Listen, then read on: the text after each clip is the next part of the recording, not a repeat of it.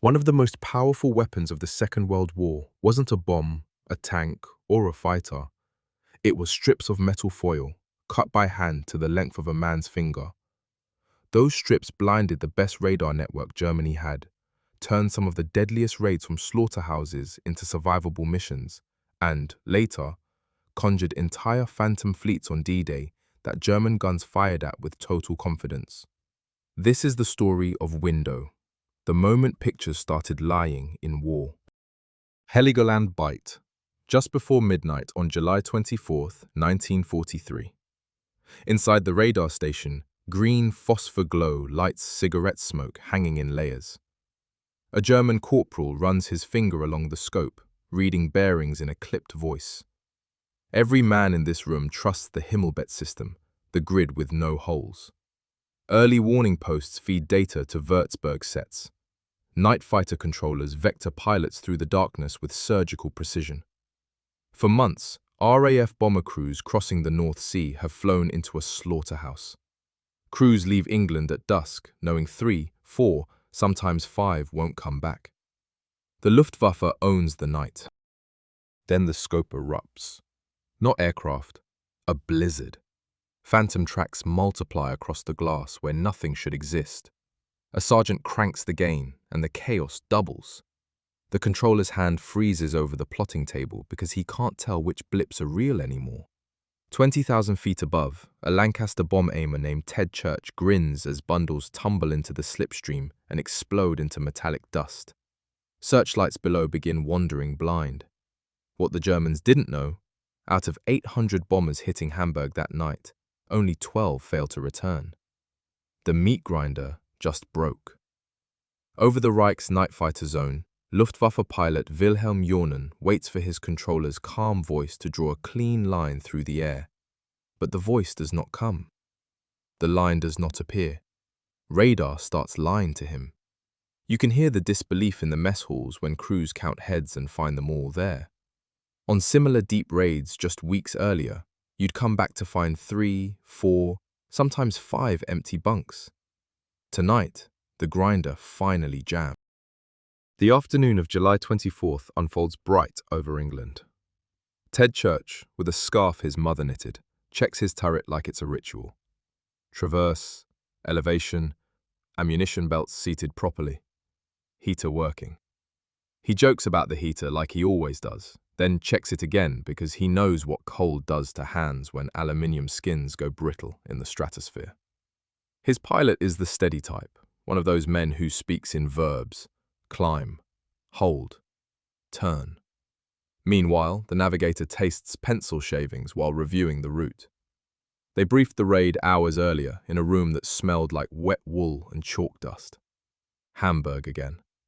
The big city on the Elbe with its docks and cranes and the proud skyline the crews could almost draw from memory by now. Everyone in Bomber Command can feel the weight of recent losses in their gut. Back in spring, a night run deep into Germany meant watching the tally board fill with red marks, sometimes high enough to make a squadron look around the room and see empty beds where friends slept. The Kammhuber Line made the sky feel like a factory floor where the cutter comes down at set intervals. Searchlights have stopped being theatrical spectacles anymore. They're tools that grab you and hand you to someone with guns. Ted doesn't need anyone to lecture him on how the system works. He's lived it, in streaks of white light and the sound of cannon fire at angles he can't answer. The stream snakes inbound, the master light finds the flow, secondary lights take the cue, and fighters slide down the beams, trusting the mathematics of interception. His job is to be the last pair of eyes, spot the sliver of black that moves wrong, call it, fire if it turns into teeth. He knows how long it takes a night fighter to close from 600 yards, what tracer looks like when it's aimed at you, how many minutes you can last if a fire starts in your wing. The navigator knows a different math entirely. Speeds, winds, drifts, how the bomber stream spreads and compresses so the defense can guess where to aim. But during the briefing, something feels different. The intelligence officer was weirdly brisk when he reached the part about special equipment, moving on too quickly. The wireless operator caught a look from the bomb aimer that said, Did you catch that? Nobody asks questions because questions get you remembered. And on a crew, being remembered by the wrong man is bad luck. On the perimeter track, engines start in a ripple. The smell is oil and grass and fuel. Ted watches trucks go by with canvas covers over crates. Ground crew he knows by first name handle them like they're eggs.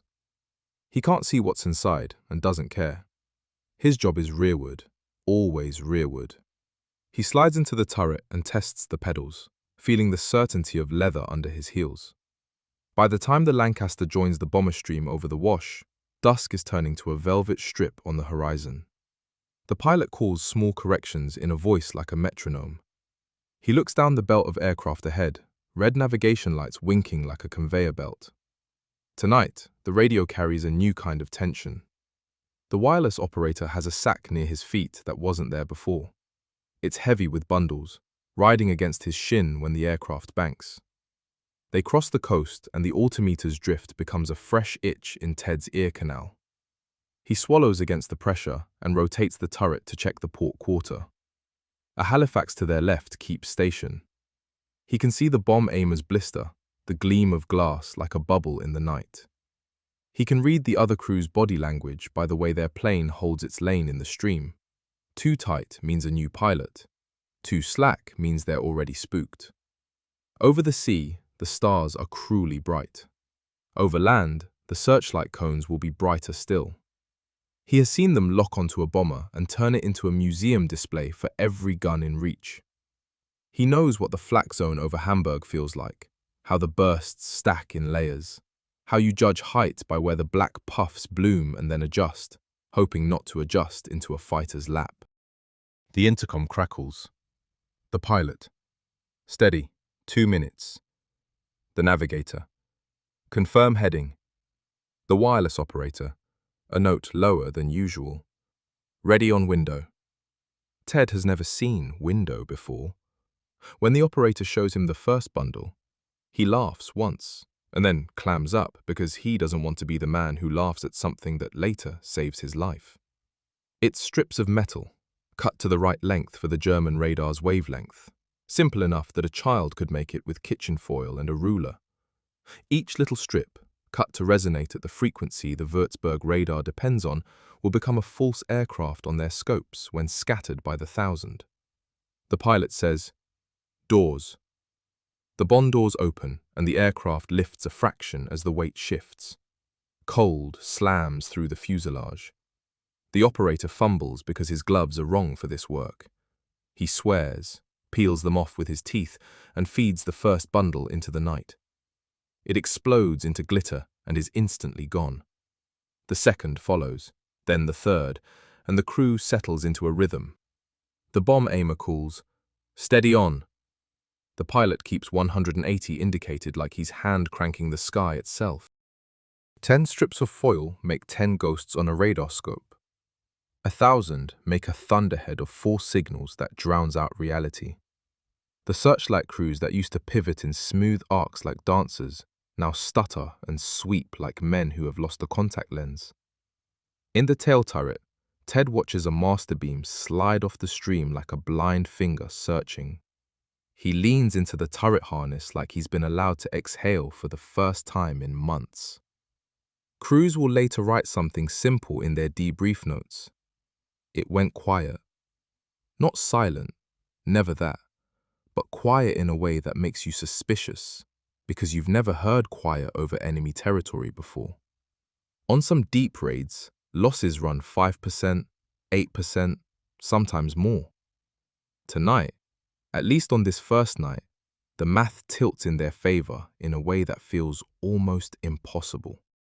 Ted's decision under pressure is smaller than a speech and bigger than it sounds. He keeps his ammunition cold. He doesn't fire at every flicker that crosses the scope. He keeps the stream's discipline, calls only what he's absolutely sure of, because the worst thing when the searchlights are confused is to give away your exact position with tracers that draw lines straight back to your skin. He watches a twin-engine silhouette drift across the stars at an angle that feels wrong. He breathes once, twice, and holds fire because it doesn't climb or turn the way a night fighter would when closing. It might be a phantom, or it might be a ghost made of foil. He chooses to trust the quiet just long enough to live through this minute. That choice is the difference between a turret smoking at 15,000 feet and a gunner landing with full ammunition belts. Vectored lights that used to grab men by the ribs now grope uselessly. The grinder still turns, but the teeth don't always catch. A stream of roughly 800 aircraft, losses that first night around a dozen, a rate closer to 1 or 2% than the 5 or 8 that similar deep runs cost in late spring. Compare that to a night when you came back missing 3 or 4 bunks. The difference is a room full of foil strips the width of a fingernail, scattered into the dark. But the enemy won't just shrug. In another room, green-lit and angry, a controller drums his fingers and asks for vectors he can trust, and somewhere, that answer is already coming. The headset smells like old leather and tobacco. In the radar room at Heligoland, the controller rubs a thumbnail on the desk edge as if he can sharpen it. The early warning post, Hummer, calls something that doesn't fit the pattern. Not a stream, not a straggle, a bloom. He asks for confirmation, and the answer comes back in a voice climbing its own ladder. And when he plots the returns on the table, the neat string he expected turns into a rash of targets that shouldn't exist. The scope is suddenly generous. His instinct says impossible. Procedures exist for clutter. You notch gain down, mark returns that persist, discount the ones that burst and fade. But every trick turns against him when the sky is seeded to produce exactly that. Bursts, fades, 1,000 persuasive lies. He vectors Johnen anyway. Lead 2-0, Angels 2-0. Wilhelm Johnen is good at this. He believes he's a hunter. He respects the men he hunts and the men on the ground who draw clean lines on the map. Tonight, the line is a tangle. He calls, say again, not because he didn't hear, but because he doesn't believe. The controller repeats. Then another voice cuts in with a correction that makes nonsense of the first. The BF 110's prop tips carve circles blacker than the night as he banks toward vectors that don't align, hunting in a fog that nobody warned him about. Above the North Sea, the bomber stream continues its ritual. A Pathfinder crew starts their drop early, laying window over the approaches like breadcrumbs. 3 seconds between bundles. Keep airspeed honest. The turn rate must stay steady. The wireless operator's knuckles sting with cold and paper cuts as he counts in his head, because the intercom is busy. 1, 2, 3. His hands obey like they're attached to a metronome. You are littering the sky on purpose. You are seeding the night with something that enemy machines cannot see through. Würzburg radar operates on a wavelength where foil strips cut to half that length will resonate and bounce back bright returns. When you drop those strips in clouds, the cathode ray tube paints points of light where reality offers nothing. The operator, trained to track a moving echo that persists frame to frame, now sees new echoes every frame. He can compensate by narrowing the beam or changing gain, but the bomber stream keeps refreshing the sky with ghosts. Every bundle renews the snow.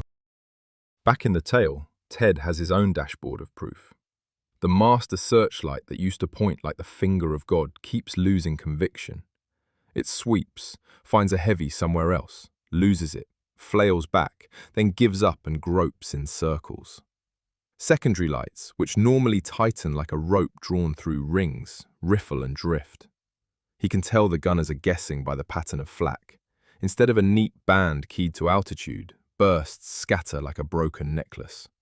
Ted puts the barrel off safe and on safe again, a little tick that measures minutes. What he's witnessing is victory built from paper. Directed interceptions fall along the stream. A squadron that might have reported 6 solid contacts on a run like this tells the debrief officer. 2, maybe 3, 1 definite. Across the whole wave, the rate of battles per 100 sorties thins. Voices in intercoms say, "No trade tonight," like they've been stood up by a habitual enemy. Compared to previous nights, when 1/3 of the stream vanished, this is a different equation. On that first night, Roughly 800 sorties flew with only about a dozen lost. 2 nights later, nearly 800 again, but 17 didn't come back. Men start planning for tomorrow instead of writing letters for a friend's family. In Johnnen's cockpit, a different arithmetic collapses. The Liechtenstein set that would normally hum a line into his headset now chatters with false contacts. The controller's voice stops issuing geometries and starts asking questions he can't answer. Any visual? Any sign of the stream? Johnen slides the canopy back a fraction to keep the glass from fogging and listens for engines. He banks hard when he thinks he has one. It turns out to be a Halifax sliding away, a bad angle, not closing. He has to break off because fuel is finite, and the procedures that normally stack fighters in ordered lanes are no help in a blizzard. A controller decides to ignore the biggest blob on the screen because it looks too big to be true, a chaff cloud masquerading as a fleet. A searchlight commander kills his own master light for 30 seconds, hoping a restart will give him a clean lock. A Pathfinder pilot trusts his navigator when the G set hiccups, and they hold cadence anyway, betting that rhythm is the trick. After landing, one navigator writes, "The lights wandered. The fighters were late." Another deadpans to the intelligence officer, "Oddly quiet, sir." A German radar man, writing after the war, will say something like, "The set was full of ghosts." Short lines from men trying to be precise and failing because the night refused to be precise. Fear isn't gone. It never leaves a crewman. But the enemy's certainty is. The boxes are not gods. They can be blinded by handfuls. Men like Johnen, capable, trained, respected, won't accept it. They will change the game in ways that make the night worse in a different register. They will hunt without the net. And that hunt will be something nobody anticipated. Hamburg burns in layers on the night of July 27th. Orange and black. The heat punching up through broken roofs like bellows. The bomber stream comes again. Window falls again. The searchlights still stumble. Fighters still arrive late. Crews make the same joke to each other in different aircraft. Did someone forget to tell them? In a debrief room that smells like tea and cordite, a squadron intelligence officer holds a pencil above a form and waits. The pilot says, "No coned lock, intermittent only." The tail gunner says, "Oddly quiet, sir." Someone in the corner coughs hard, that smoker's hack that war makes worse. The intelligence officer adds another mark to the tally. 2 nights after the debut, nearly 800 heavy bombers flew the raid, and fewer than 20 were lost. A few nights later, the losses climbed to about 28 from more than 750 aircraft. Across the stream, reported fighter contacts per 100 sorties stayed lower than they had been in spring, a rhythm that should have felt like mercy, but instead felt like suspicion. On the other side, the night fighter force improvises. If the boxes can't see, someone suggests, then fly like it's 1917 with modern engines. The concept earns a nickname, Wildsau, wild boar. Visual hunting over illuminated targets. You circle above the glow of a burning city and pounce when a shape crosses a lighter patch. You accept chaos as your ally. Wilhelm Johnen flies into this new world with discipline, patience, nerves. He slips lower than he likes because the smoke layer gives silhouettes to work with. One eye stays on fuel because circling is a tax, while another tracks what his set is printing. He hears other pilots on frequency trying to sound calm when they say, "No joy." Meanwhile, he watches flak patterns change because gunners, denied precise cues, fire more like drummers than snipers. Fighters and bombers circle above a city that roars. The sound comes up through the canopy in waves. You fly through thermals like stairs, and sometimes the air smells wrong, like something a kitchen makes when a pan is left too long. The searchlights probe empty sky like a blind man's cane. You feel small and lucky and alive. The searchlight control before window relied on a clean, continuous cue, the master beam locking onto the top of the bomber stream with secondary beams following by radio and standard procedures. Insert chaff, and you create false peaks. The control loop chases noise, overshoots and loses phase. Recovery takes minutes. Wilhelm tries to bypass the loop entirely by making the pilot the processor. Eyeballs linked to engine and aileron. It works best when the sky is bright with fire. We were told to look by eye, from a German pilot remembering his brief. From a British debrief, not a single cone lock. From a gunner's notebook, lights crossed each other like drunk men. Across the late July raids, loss rates held steady below what spring had cost them. Battles per 100 sorties decreased. In some squadrons, ammunition came back heavier than it left, a fact that would have sounded like fantasy a month earlier. The trick isn't a party piece, it's a tool, and the enemy's response proves they know it too. Wilhelm gets some kills. People die. But it also admits aloud, our gods have limits. For crews who have spent months being measured and found wanting by machines, that statement carries weight. Those who understand such things begin to think, if window can blind a net, what if you could use it to draw one? What if the same foil that makes ghosts could be arranged so that the enemy sees an army where there is none? That thought will carry a bomb aimer named John Bell across the channel the following summer, counting 3 seconds again and again until his jaw hurts. England's South Coast, Spring, 1944. John Bell is a bomb aimer, a man with eyes that judge distance and a patience that makes pilots trust him absolutely. He counts seconds like currency. His job depends on the tactile feeling of aluminium strips catching on the lip of the flare chute before the slipstream carries them away. The training brief is strict.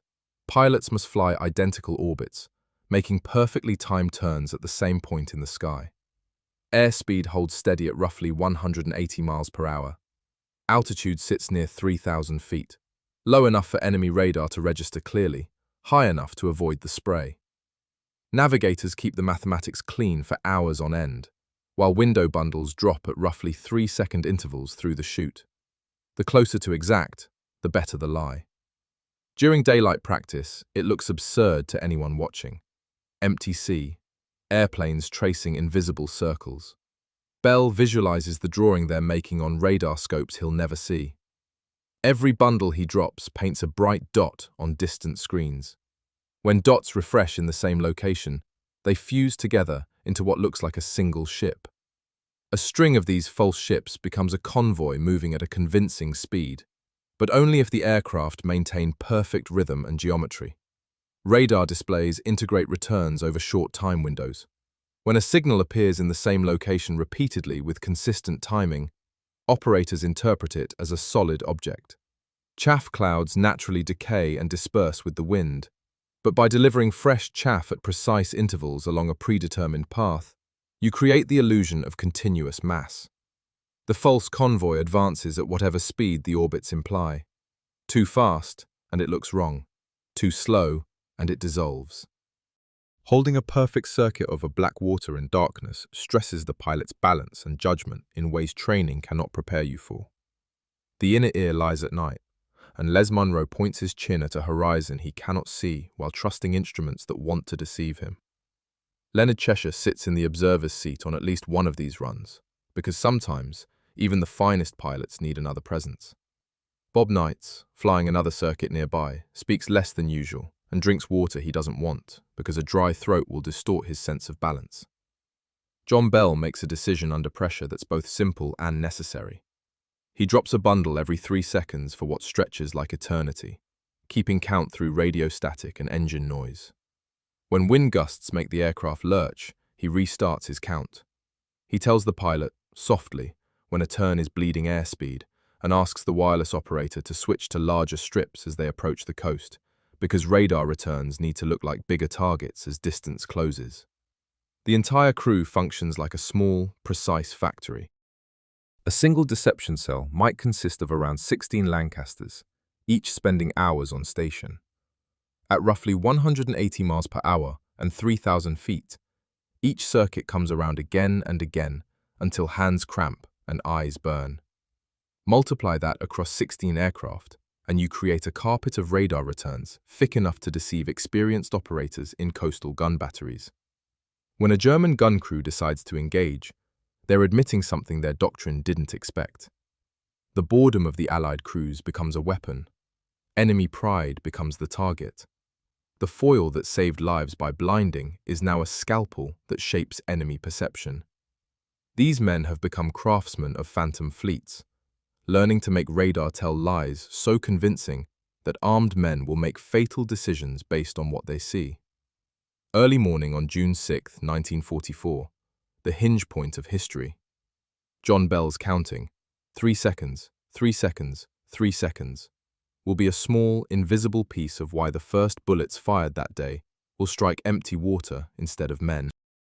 The channel lies black as obsidian on the night of June 5th and 6th, 1944, broken only where clouds thin to reveal starlight. Flight Lieutenant Bell sits at his station, feeling the aircraft through the tremor of the fuselage, the pitch of the engines. After months of training, he can detect a wind shift so subtle it's measured in single knots by how the skin hums beneath his hands. Into the dark, he counts aloud. 1, 2, 3. Window bundles slip through his fingers and disappear into the night. He delivers another ghost to the radar screens below. Squadron leader Les Munro holds their circuit with the kind of patience that belongs to threading a needle on a moving train. Leonard Cheshire sits beside him in the tight cockpit. Hold it, now, Munro says, and the turn begins exactly where the briefing diagram promised it would. The instruments steady into a straight line. In his own orbit, Wing Commander Bob Knights feels a gust try to push his aircraft wide. Rather than wrestling it, he rides the wind. Overcorrecting would smear their phantom convoy across the enemy's radar scope. As the false convoy approaches the French coast, Bell switches to larger window bundles. Bigger ships cast bigger radar shadows. The transition must feel inevitable, the way a real convoy appears to grow as it approaches. Those bundles need to suggest a swelling mass of vessels, not a cluster that jumps suddenly into view on enemy screens. A steady liturgy comes through the radios. Cadence good. Speed steady. Wind veer 5. Hold. The aircraft has become a factory. Precise, repetitive, a machine manufacturing dots that will appear on screens 50 miles away. Bell's hands are raw inside his gloves where the paper edges have worn the skin. The wireless operator covers a cough with the back of his hand and keeps the rhythm so the stream of bundles never loses a beat. Then light pricks the darkness along the horizon. At first, Bell thinks it's lightning, but the rhythm is wrong for weather.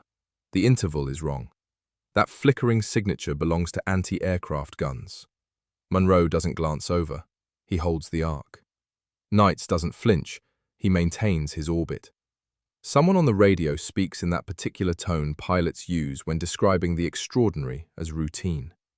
Batteries firing. One triangle of flashes becomes several more.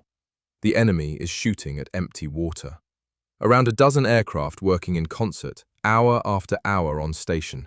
Bundle after bundle dropped with the precision of a metronome. On the ground, multiple batteries. Not one confused gun crew, but a coordinated defense. Opening fire, expending shells, confessing surrender to what they see. The institution that invested in optical precision and radar acuity has been deceived by patience, by discipline, by men willing to count in the dark. The men at those guns are not incompetent.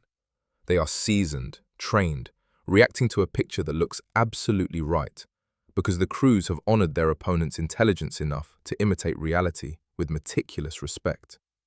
As Bell's count reaches its climax, his hands begin to cramp and doubt creeps in, a voice suggesting he's 2 beats off rhythm. Yet instead of breaking, he resets. 1, 2, 3. His hands steady, the rhythm holds. What has transformed in this night is the pilots themselves, the wireless operators, the men counting in the dark. What began as a desperate calculation to reduce losses has become something larger. A way to move armies by moving dots, to influence the shape of the invasion itself through monotony executed with perfect discipline. The men watching those flashes strobe across the black water know what they need to know. They know the lie worked. They know the German guns believed in ghosts. As the night wears on and the first light begins its slow invasion of the eastern sky, dawn arrives. Landing approaches. The shape of a new rule of war is being written in this moment. A rule that says pictures matter more than facts, that rhythm can defeat optics, that men willing to count without breaking can reshape how a war is fought. Dawn broke pale and damp over the airfield. The Lancasters taxied the perimeter like small-town traffic. Bell flexed his fingers and felt paper burns under the skin. He had counted well through the night. In a few minutes, the intelligence officer would ask about the run. Someone would say monotonous with a tired smile. Someone else would call it the most hazardous thing they'd ever done and laugh at that. For now, there was just the mist, the smell of hot metal cooling on the dispersal, and a crew bus that felt oddly like a church. The numbers held the night's shape. In late spring, a deep raid cost roughly 8 aircraft for every 100 sent. On the first window night, it was closer to 1 or 2, a dramatic shift. A handful of crews transformed thousands of pieces of foil into something that looked like an entire fleet on enemy radar screens during those crucial hours over the channel, while defenders on the coast fired at phantoms with conviction. They were not fools. They were convinced. The debrief would record it plainly, bundles of aluminum strips dropped at steady intervals through the flare chute. The intelligence officer nodded and wrote it in a way that would let history find it. A radar room glowed with the same light, filled with cigarette smoke.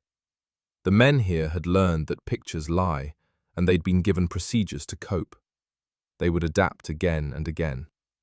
From the debrief that morning, "Oddly quiet, sir." A pilot's log later that day read, "Batteries fired at phantoms." Every radar room that would follow reported, "The net has holes." Chaff works because radar must paint what it cannot ignore.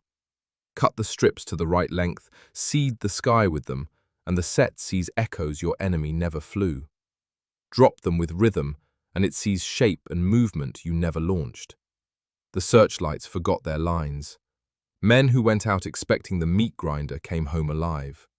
The sound of a flare chute swallowed paper. Power is not just what you build. It is also what you can make your enemy see.